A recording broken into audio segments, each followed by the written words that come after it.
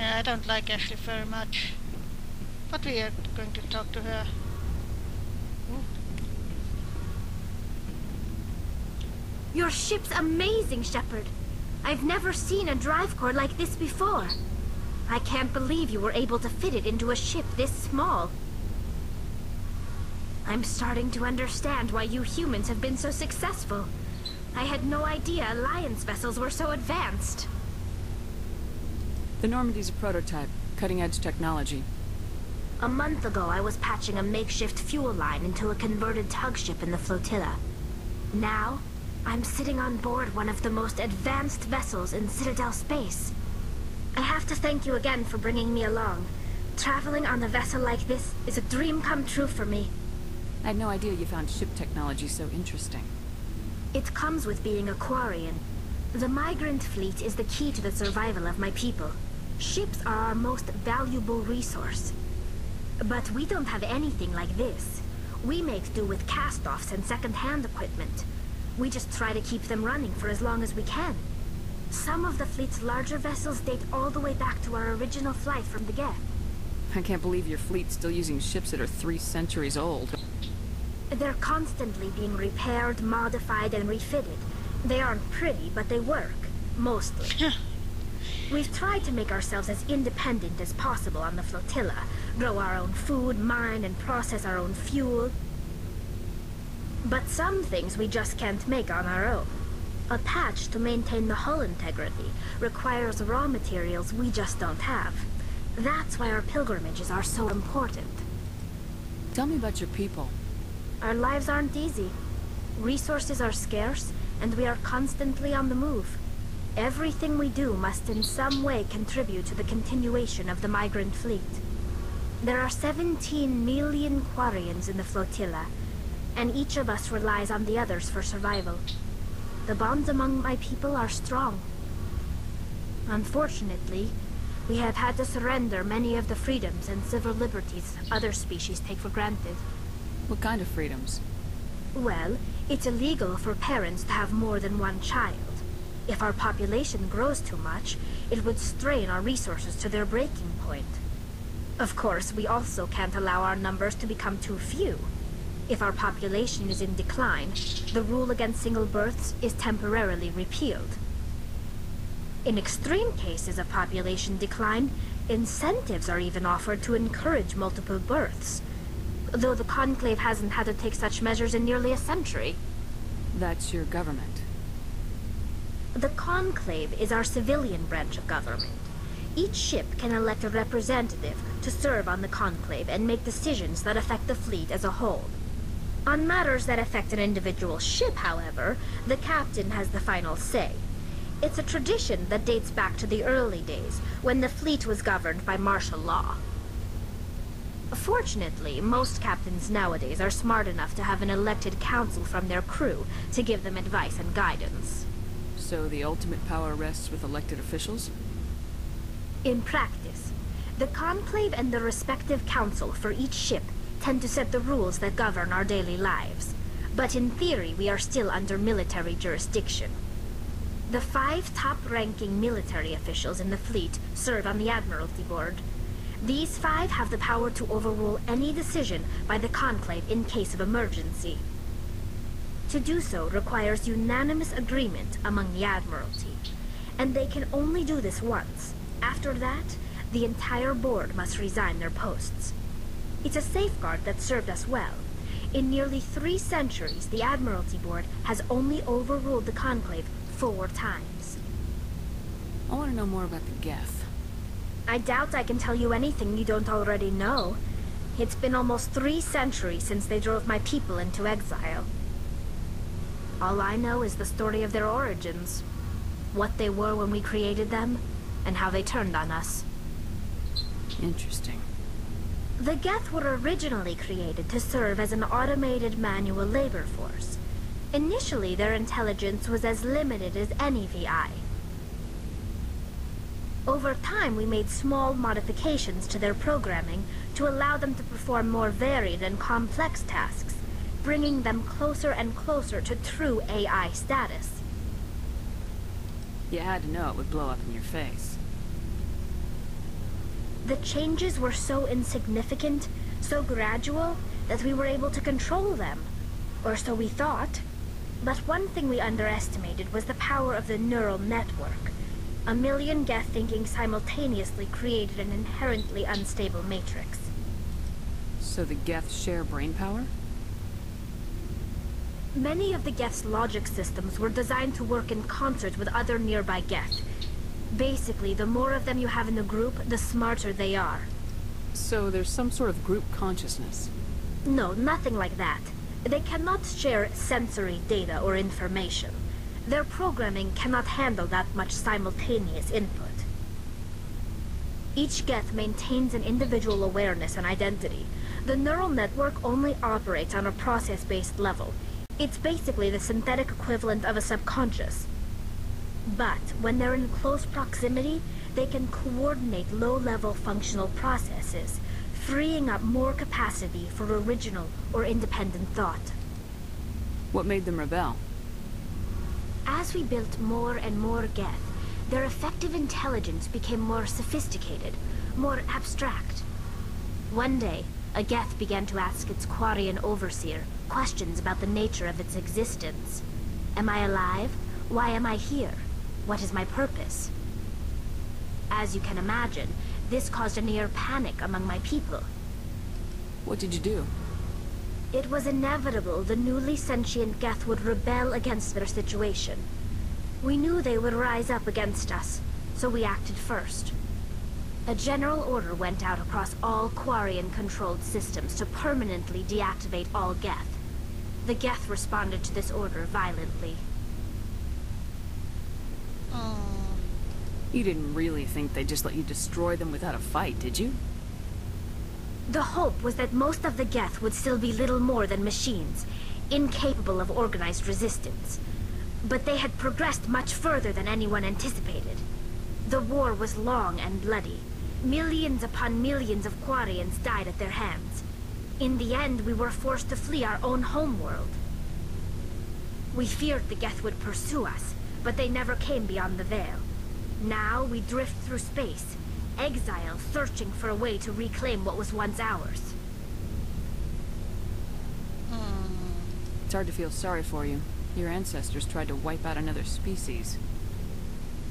We made a mistake when we created the Geth in the first place, but we did not make a mistake when we went to war against them.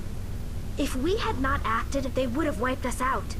They're a synthetic life form. They have no use for organics. None. Why do you think they cut themselves off from the rest of the galaxy? Why do you think they've killed every organic being who's ever tried to contact them? They didn't kill Saren. What does that tell you? The Geth are not innocent victims in all this. They're the enemy. They want to destroy us. Not just the Quarians. All organic life. That's why they've joined up with Saren. And that's why we have to stop him. I want to know more about the pilgrimage. When my people reach maturity, we leave our birth ships and seek acceptance with a new crew. It's necessary to maintain genetic diversity among the fleet. But no ship wants to accept someone who will be a burden on them. So, to prove our worth, we embark on a pilgrimage. We set out alone, leaving the flotilla and our families behind us. We only return once we have found something of value we can bring back to the fleet. This is presented as a gift to the captain of the respective ship we wish to join. If the gift is accepted, we are welcomed into the crew. I can't believe they just send you off alone. It's not like they just cast us out. Before we leave, we are given lessons in how to survive outside the flotilla, and given gifts to help us on our journey. We also receive implants to fight off sickness and disease. Generations of living in an isolated and highly controlled environment have left our immune systems weaker than most. By the time we leave the fleet, we are well equipped for the pilgrimage. This is a rite of passage for all Quarians. If it were dangerous, our numbers would suffer. Virtually every pilgrimage ends with a triumphant return and the ritual presentation of the gift to one of the fleet's captains. Well, I can understand that they are afraid of diseases, but most diseases are not... can gonna jump from one species to another, so it shouldn't actually not be that great a problem, if you come to think of it. And it's always a bad idea to get that isolated. Can a captain choose to reject the gift? That doesn't happen often. Most captains are eager to increase the size of their crew. It increases their own standing in our society. Even when a gift is not particularly valuable, the captain usually accepts it out of a sense of tradition. However, there is a stigma to presenting a substandard gift. It's not the best way to make a good impression on a new community. Most pilgrims don't return until they find something worthwhile. I want to talk about something else. Like what? I don't think there's anything more, so I should go. See you later. yes. Adams. Hey, Commander, you know that Quarian, Tally? She's been spending all her time down here asking me about our engines. I'll tell her to leave you alone. What? No, she's amazing. I wish my guys were half as smart as she is. Give her a month on board and she'll know more about our engines than I do. She's got a real knack for technology, that one. I can see why you wanted her to come along. I figured she'd be a real asset to the team. You got an eye for Tally, Commander, but I'm guessing that's not why you came down here. Fill me in on the IES stealth system. How does it work exactly? You can't hide a ship out in space. They emit too much heat and radiation. Too easy for sensors to pick them up, unless you find a way to capture those emissions. So our stealth systems trap the energy we give off in storage sinks built into the ship itself. No emissions to give away our location. Eventually the sinks have to be vented. More than a few hours silent running and they overheat. Cook us inside our own hull. There's no way for anyone to detect us? A visual scan can still pick us up. Anyone looking out a window can see us plain as day. But you have to be pretty close to get an actual visual out in space. Most vessels rely on scanners. As long as the stealth systems are engaged, they can't see us. Not unless we accelerate to FTL speeds. Why doesn't it work with faster-than-light travel? Cranking up the FTL blue shifts our emissions, pushes them into frequencies too high to capture in the sinks. As soon as we make the jump, it's like setting off a flare. Sensors can pick up our location whenever we enter or exit FTL flight, but for short-range missions, our stealth systems are amazing, and we've got the only one. Where else have you served, Adams? If you name a class of Alliance ship, I've probably served on it. Everything from dreadnoughts and carriers right down to frigates like the Normandy. My last assignment was on the Tokyo, only a cruiser, but she was a good ship. Couldn't hold a candle to the Normandy, though. I want to know more about the Normandy. She's the best ship I've ever served on, probably the fastest vessel ever designed. And she's the only one using the new Tantalus drive core. What's so special about the Tantalus drive core? Proportionally, it's about twice the size of any other vessel. Not only are we faster, but we can run at FTL speeds longer before we have to discharge the core. Right. Carry on, Adams. Aye, aye, Commander. We have a lot of codex entries, right?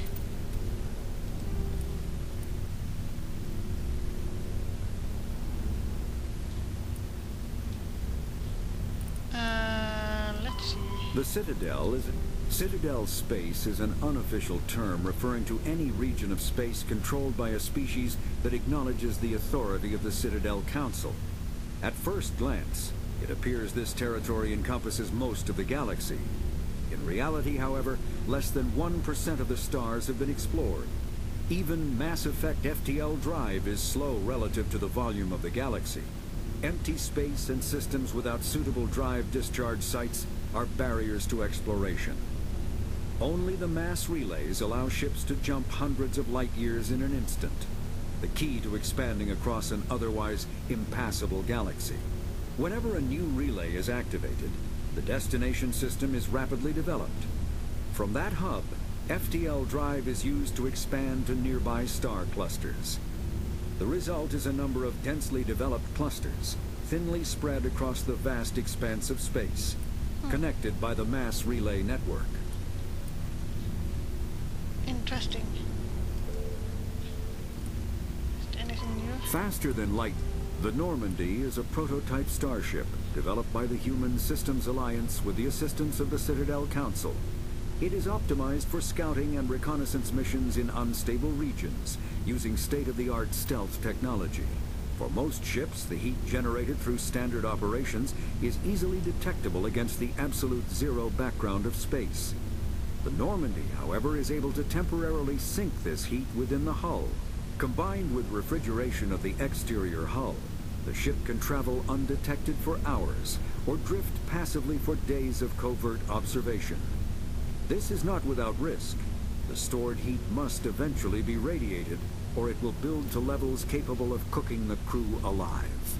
Another component of the stealth system is the Normandy's revolutionary Tantalus drive, a Mass Effect core twice the standard size.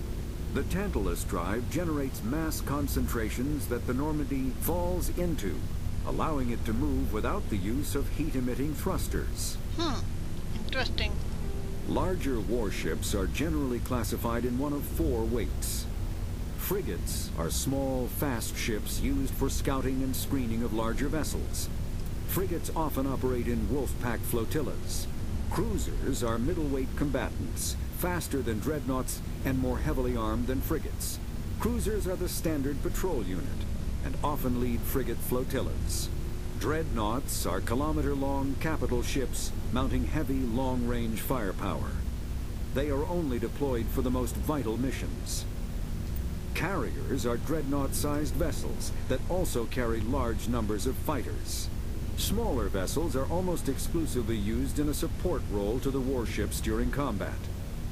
Fighters are one-man craft used to perform close-range attacks on enemy ships. Interceptors are one-man craft optimized for destroying opposing fighters. Combat hard suit. A mass accelerator propels a solid metal slug using precisely controlled electromagnetic attraction and repulsion.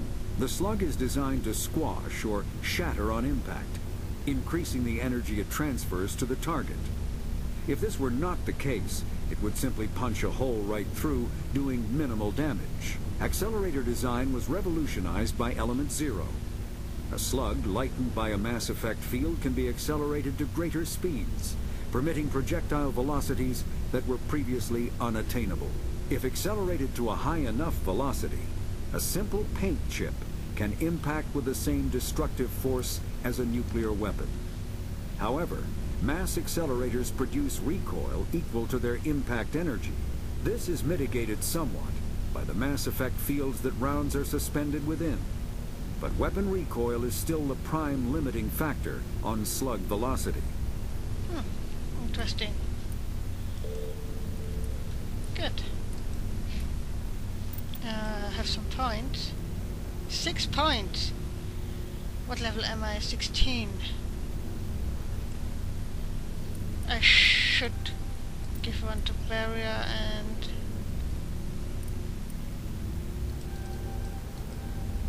decryption and electronics. Maybe I should have gotten a little bit more intimidated. Oh well. Never mind. Journal, yeah.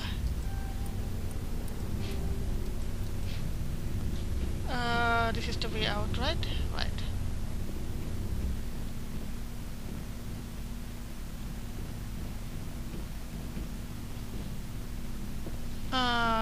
Wrong. Here we go. Ashley, do we have something for you? What's that? Yeah, keep that.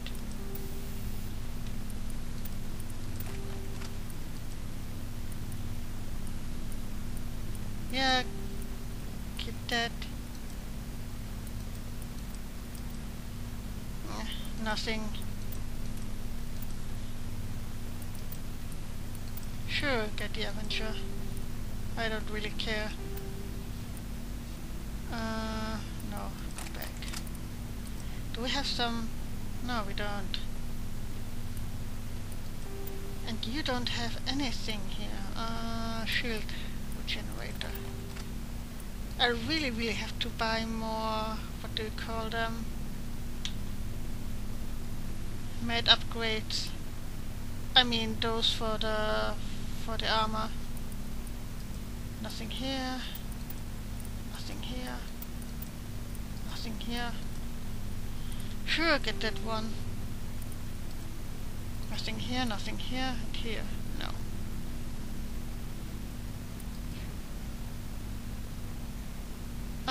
Wait a second. Caden, do you have something for pistol?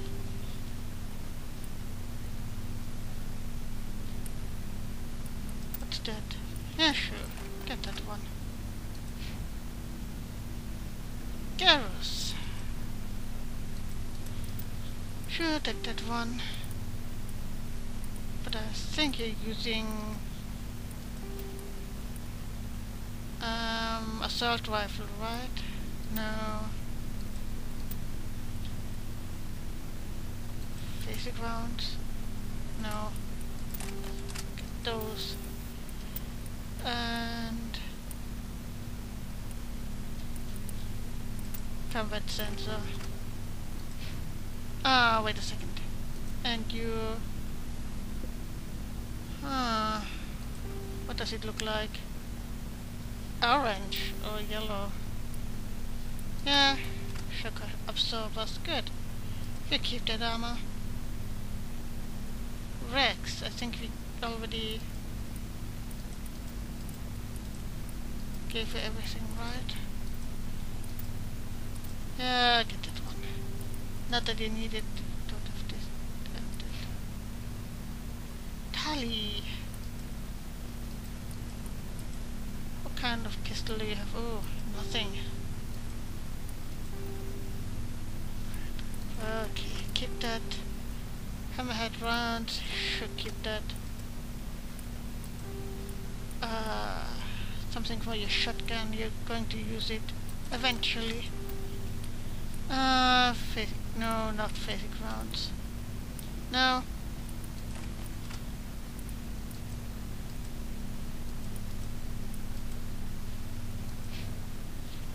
And last but not least, Liara. Nothing. Okay, something better. Basic rounds, no. Sure. Holy crap. Do we have something better for you? No. We don't.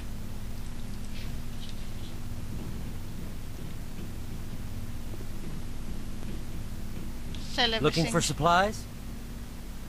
Yeah. Let's see what you've got. You bet, Commander.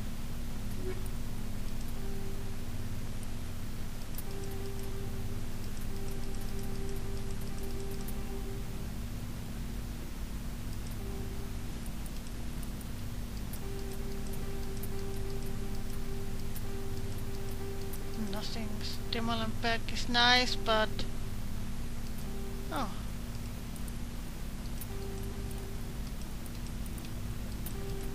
Nothing we can use right now. Buy.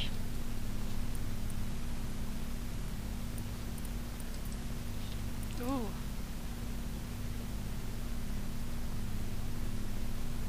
Can we actually buy it?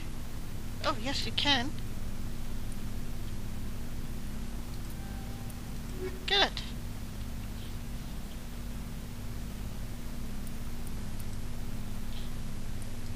Sure. What are they called? First aid interfaces, right.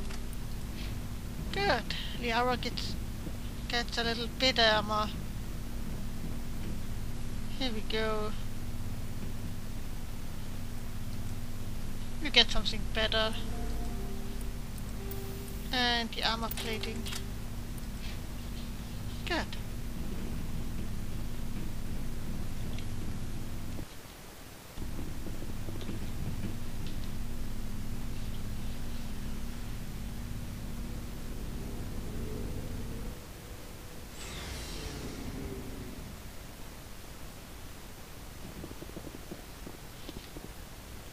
Oh, come on.